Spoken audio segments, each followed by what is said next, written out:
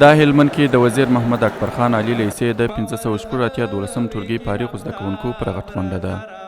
دا زده کوونکي د خپل 12 کلن مزل بریالي سفر لمانځي او خپل سندونه ترلاسه کوي.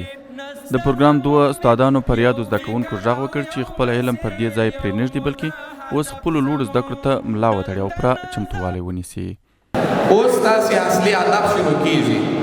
کله چې یو څوک 12 سن خلاصوي یا د مکتب د دورې څخه فارغېږي، تر هغه وروسته د لوړو زده کړو په برخه کې چې کوم شاګردان یوه رشته انتخابوي، دا په دې معنا چې دغه رشته کې نو دی باید په هره معنا ځان مسلکي کړي.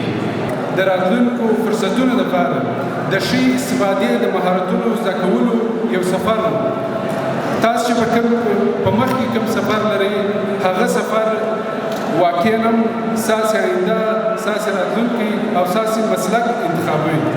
د دې ترڅنګ بیا د پروګرام دوه فارغو کډونوالو خپل احساس بیانوي او نورو ځوانانو ته یې هم د پیغام په ډول غږ وکړ چې زده کړې وکړي او خپل هدف ته د علم د لارې ځان ورسوي. احساس دا کو چې ډیر خوشاله یو چې خپل 12 کلن مزل پای ته رسولی دی او په راتلونکي کې لا هم کوشش کوو چې دا علمي سفر نور هم وغځوو.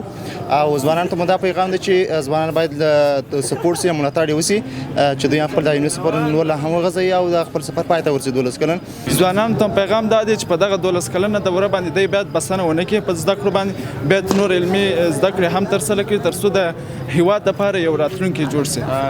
یادونې وړ ده چې هلمند کې څو ورځې وړاندې هم د نورو ښوونځیو څخه هم ورته پر غټ غونډې ترسره شوي او ځوانان یې ټولنې ته د خدمات جوګه کړي.